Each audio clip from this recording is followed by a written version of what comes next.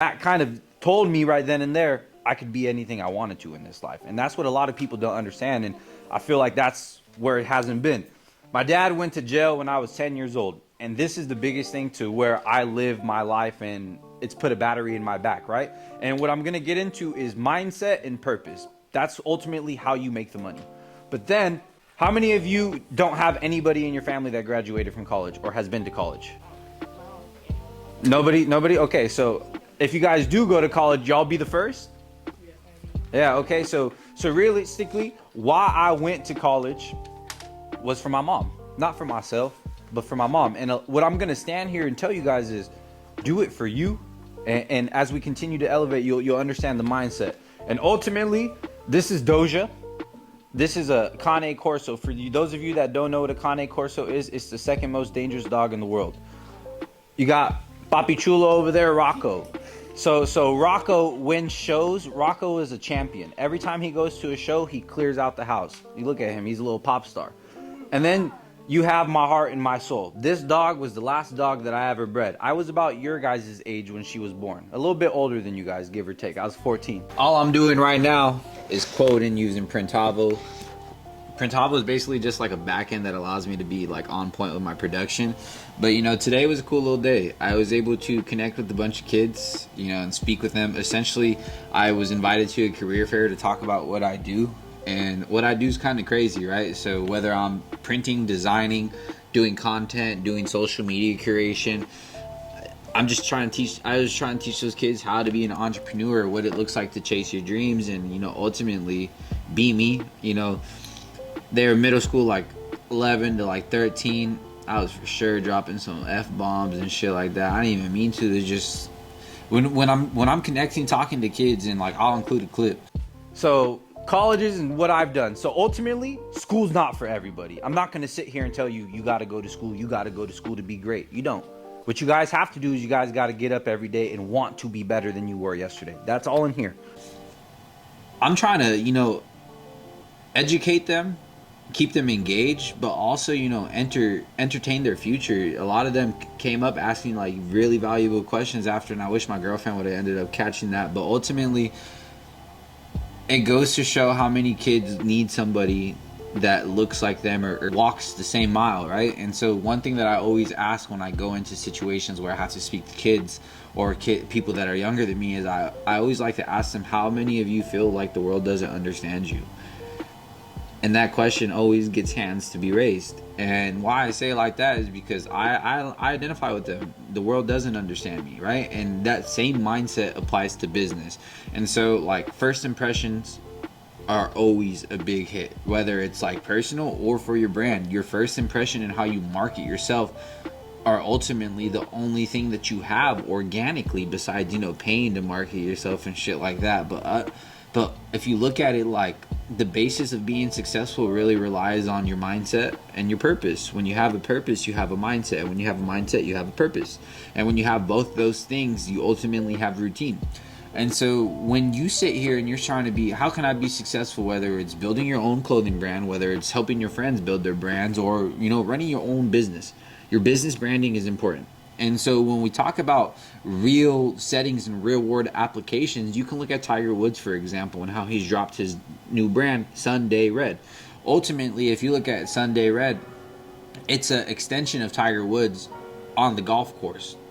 Personally, Tiger Woods isn't known for being fresh. So the people that are looking at his brand for like a fashionista perspective, you're in the wrong lane. Like, bro's never been swaggy. He's been swaggy with that swing, but in terms of his fits, it's been subpar, yeah. You know, and ultimately looking at the presentation of Sunday Red, because like I was just looking at it from like YouTube, Instagram, what you see online, you can tell that they're going for a high price point and quality gear. But ultimately, how are they marketing that? Or how is it being perceived to net that? Well, when you're Tiger Woods or you're an established individual, it's a little bit easier. So say if I was a random Joe wanting to start a golf brand or wanting to start a brand in it, right? And so when you're breaking down, reverse engineer your mindset to find the problems before you find the solutions, because our brains are really good at finding problems before we find the good. And ultimately, if you look at it from a perspective of growth, reverse engineering your mindset to look at problems only helps you when you're building your business, right? Because you're able to identify what it takes to not fuck up. And so ultimately you can go, what are ways to destroy my business in 30 days? And from that you can think about, like, okay, not do what I say I'm going to do, not go and find new work. And so ultimately, like, what I'm trying to get at is, it relies on you. Mindset, purpose equals routine. Routine equals happiness. Routine equals freedom. And ultimately, speaking to these kids, going about the day, they just need someone that they can identify with and show them that there's more to life. I'll tell you guys straight up, I turned down 3 big job offers straight out of college in the corporate sector to chase my dreams. One was 100, one was 70, and one was 80K. And ultimately, I don't have any regrets. I was going to say I regret it, but I regret what I don't know on the other side. And what I don't know is what I don't know. God ultimately had a path for me, and we're going to make that happen. But for the most part, building your brand entails with being who you are. I know I mentioned Tiger Woods and barely even touched on that, but if you look at the Sunday Red, the way they're rolling it out, they're not really trying to create any mystique or curiosity behind the brand other than what's to come. They're finding right now, in the early days, they're going to find where their target and where their niche of success is. And so you've seen them do a wide array of garments, whether it's on the field or whether it's on the fairways or walking towards your cart. You have to understand where they're positioning themselves. And this first brand rollout, from what I've seen looking at it through images, is they're taking themselves, they're going direct to consumer, right? And so that means that they're not wholesaling, they're going straight from online. It's a segmented portion ultimately where they'll find what works within them or what works for their products. And so you might see them launch a bunch of items and then really grasp that in and do those crazy items with like other brands like Malbon and stuff like that. And how this relates back to everything I'm talking about is, you got to bet on you. Nobody in this world gives a fuck about what you're doing. Like, just be honest with yourself. Nobody really cares. And as I'm sitting here making this vlog or talking to you guys, ultimately what I'm doing now, I'm going to look back at in 6 months, and we're going to be growing. And ultimately you pertain as to how fast you'll grow. I was telling these kids all day about consistency, and if you're not consistent to be accountable to yourself, you're never going to go anywhere, right? And so building your brand or building success in a way, because you are your brand. Like me, Johnny Walkhart, I am my own brand. Everything that I do is touched by Walk, or I'm building that brand essence. Whereas some people don't understand what's behind it, or understand that the way you perceive yourself in the world is everything. You're able to reinvent yourself, but stay true to yourself. Don't be lying. Don't be fucking lollygagging and doing shit like that. Just stay true to who you are and don't cause a front. People can see through that. And in business, it's that same thing. People know when you're bluffing. People know when to call your fluke. People know when you don't stand on business. And whether it's consistency and accountability, they're kind of the same. Your word is everything. So you have to understand, if you tarnish your word, no one's going to work with you, right? If you don't care about staying true to you, who you are, people are going to label you as fake. And ultimately having humility but also demanding your respect is another way that I look at success. I'm no way, no shape or form near where I want to be, but I understand that I'm going to be better, or what is just, but I'm putting it back into my future. And that's what people don't understand. Don't sacrifice what you got right now, or don't sacrifice your future just for right now, some short-term bullshit. Look further than that. I come from nothing, so any way that I can elevate myself, that's the biggest key. But let's check out this little video and these clips with these kids. So out of high school, I attended community college. Why I went to community college is my parents ain't have bands like that. I got up every day, struggling, getting through with my family, but I knew I wanted to be better. I transferred to Oregon State University, so essentially I had to restart when I left San Diego to come here. And why I had to restart is because none of the classes or credits that I took transferred. And what that means is I wasted money and my time. I should have just came to Oregon first if I was gonna go to community college. I majored in international business and I minored in marketing. So realistically, what I did in college is learn the way the world works, the way the world makes money, the way the world is able to find loopholes and tax holes. That's what I use college for. College, they're gonna tell you it's a bunch of different things. I turned down corporate jobs to follow my dreams of building my own business in manufacturing apparel, other than printing for other bands, printing for rap, like little hip hop artists and stuff like that. I started in manufacturing apparel and ultimately worked my way up to a general manager for a local company there in Corvallis. I'm now running my own marketing and apparel company, doing it myself because I really believe in just doing things the right way. And I also manage my dog's social media account. So Rocco and his sisters have built a social media following to about like 59,000 followers. It's not a lot, but they're getting paid to do videos. They're getting paid to eat food. Like these dogs, the way the world's moving nowadays, you're able to make money kind of weird. Yeah, like all I do is take videos and upload it and cha-ching. Okay, so typical salary range, because like I guess I'm an entrepreneur, but at the end of the day, I do lots of things. I like make music, make clothes, everything, but I get paid to build brands. That's what we're here for. So as an entrepreneur, a big salary isn't guaranteed. So sometimes you'll see people making hundreds of thousands, millions, and then you'll see people making no money, no motion. And so when you see that, you have to be humble and have to realize it comes in waves. When you do the right thing, it's gonna come. The biggest thing that I focus on is your dreams don't work unless you do. How many of you guys know someone that says, I'm gonna do something tomorrow and doesn't do it?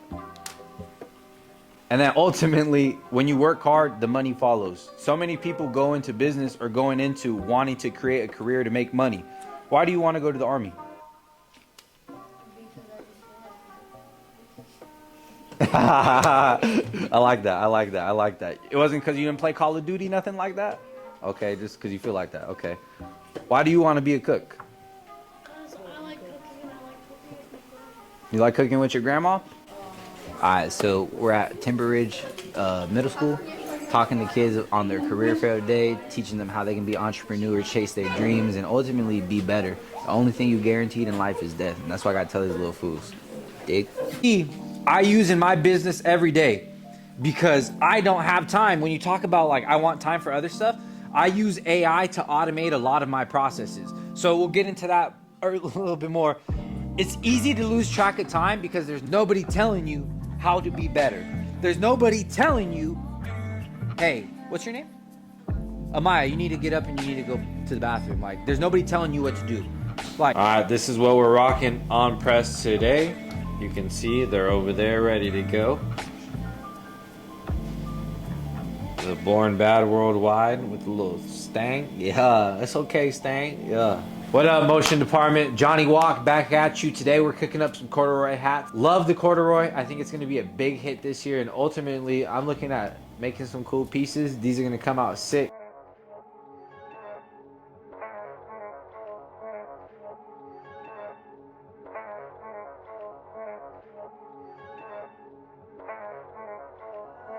Solo tickets on the track, yeah.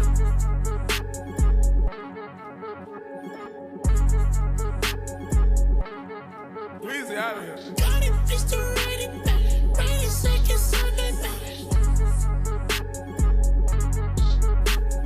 Got it, Mr. Ready back. 30 seconds on the dot. 30 seconds on the dot. So what y'all think about this test print right now? Looks alright? Yeah. I messed up on the color spectrum, but I fix it now, baby. Ready to serve, never give a fuck. Ready to serve. I'm spitting that venom. I'm spitting that venom. That baby not real, it's not in him. That baby not real, it's not in him. I'm spitting that venom. I'm spitting that venom. That baby not real, it's not in him. That baby not real, it's not in him. Weezy out of here. Got it, Mr. Ready back. 30 seconds. Since I'm so close to the goddamn sewing machine, is I take the marketing and the pictures for our business, right? So ultimately, I gotta make sure our shit's looking cold and make sure our shit's looking correct. But I'm always trying to elevate. So these are corduroy hats, and what these hats are allowing me to do is elevate my brand and what I'm able to produce for other people, right? Because corduroy is making a comeback, and that's what a lot of people are going to talk about so far. Corduroy will be one of the biggest comebacks of 2024.